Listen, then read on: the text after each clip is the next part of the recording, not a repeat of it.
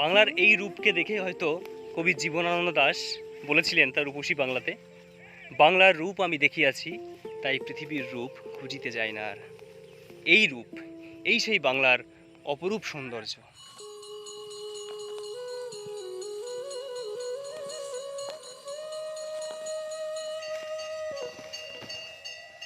দেখো জাস্ট কি দারুণ লাগছে।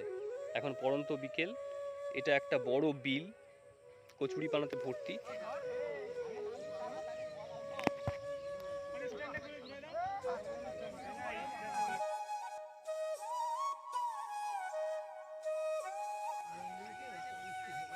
আহা, এ কেবল অনাদি অনন্ত প্রশান্তি।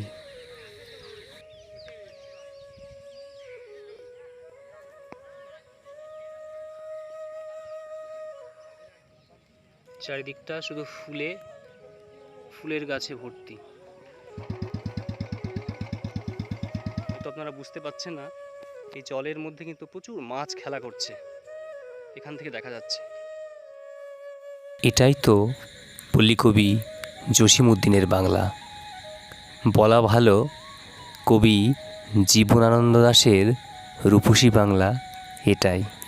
আর তাই তো সেই গ্রাম্য প্রকৃতির রূপ রস গন্ধের খোঁজে আজ আমরা বিকেলে বেরিয়ে পড়েছিলাম এমন এক জায়গার উদ্দেশ্যে, যার সীমাহীন রূপে আমরা বিমুগ্ধ হয়েছিলাম। আপনারা যারা কংক্রিট শহুরে জীবনে অতিষ্ঠ হয়ে উঠেছেন, তাদেরকে কথা দিচ্ছি, ভিডিওটা যদি আপনারা শেষ অবধি দেখেন, তাহলে প্রকৃতির অসাধারণ রূপে আপনারা আবার জীবনে বাঁচার রসদ খুঁজে পাবেন। বন্ধুরা, প্রকৃতির রূপ যে কত সুন্দর হয়, এই সমস্ত গ্রাম বাংলার, আমি আজকে যেখানে আছি এরকম জায়গাতে ছাড়া প্রকৃতির রূপ যে কত সুন্দর তা বোঝা যাবে না। এই যে পেছনে যেটা দেখতে পাচ্ছ তোমরা সবাই জানো, এটা পাটের জমি।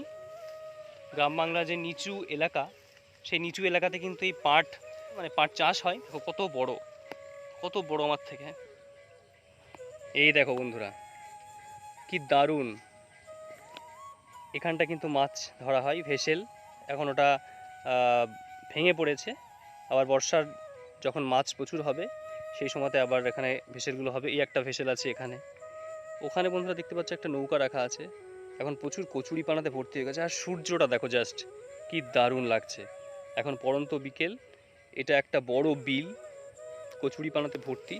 এই সময় কিন্তু প্রচুর মাছ হয়, মানে বর্ষাকালে আর কদিন পর থেকে প্রচুর মাছ এখানে সবাই ধরতে আসবে। এখন বিলটা প্রায় কচুরি পানাতে ভর্তি হয়ে আছে। খুব সুন্দর জায়গা বন্ধুরা, অসাধারণ জায়গা। ওইদিকে অনেক তাল গাছ, নারকেল গাছ রয়েছে, খেজুর গাছ রয়েছে। এক সম্পূর্ণ নতুন অভিজ্ঞতার স্বাদ নিতে এখন আপনারা আমার সাথে হেঁটে চলেছেন দুটি পাটের জমির মধ্যবর্তী আল বরাবর এক অনন্ত সবুজের খোঁজে, যার অভিজ্ঞতা হয়তো এই প্রথমবার আপনি স্বাদ উপভোগ করছেন। ঠিক এখানে কিন্তু আমি বসে আছি আপনাদের জন্য এই সুন্দর দৃশ্যটা তুলে ধরার জন্য। মন্দিরের ঘণ্টার ধ্বনির তালে আর পাটের জমির মাঝখান দিয়ে উকি দিচ্ছে গ্রামের এক প্রাচীন কালী মায়ের মন্দির।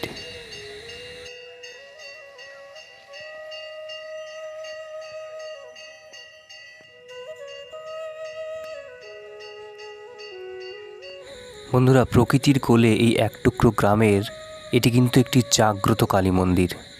চলুন আমরা এই কালী মন্দিরের অন্দরে প্রবেশ করে দেখি। তুলসী মন্দিরের প্রদীপটি কিন্তু তখনও প্রজ্বলিতই ছিল।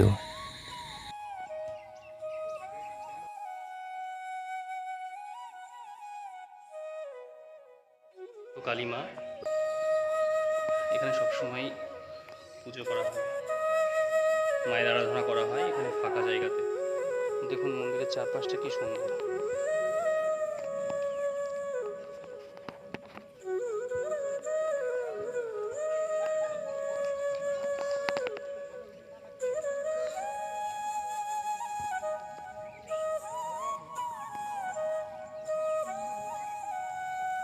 চারিদিকটা শুধু ফুলের গাছে ভর্তি।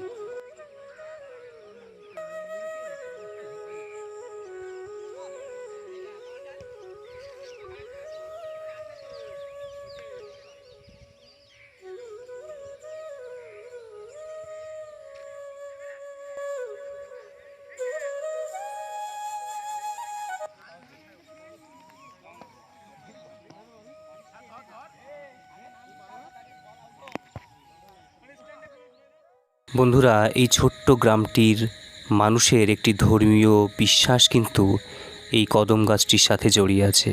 আপনারা দেখতে পাচ্ছেন এই সুবৃহৎ প্রাচীন কদম গাছটির পাদদেশে রয়েছে একটি শিবলিঙ্গ, যেখানে গ্রামের প্রতিটি মানুষ এখানে এসে রোজ বাবা ভোলানাথের পুজো করে যান। হর হর মহাদেব, এটাই আমাদের গ্রাম বাংলার ঐতিহ্য, এটাই সংস্কৃতি। বন্ধুরা, সন্তু অ্যান্ড ফ্যামিলির প্রতিটা ব্লগ আপনাদের কেমন লাগছে একটি মূল্যবান কমেন্ট করে অবশ্যই জানাবেন। আর এই ভিডিওটি যদি ভালো লেগে থাকে অবশ্যই একটি লাইক করবেন। আর আজকের ব্লগের এই ভাইয়েরাই ছিল আমার সফর সঙ্গী। বন্ধুরা, আমাদের ভিডিওগুলি ভালো লেগে থাকলে অবশ্যই চ্যানেলটিকে সাবস্ক্রাইব করে বেল আইকনটি অন করে রাখবেন।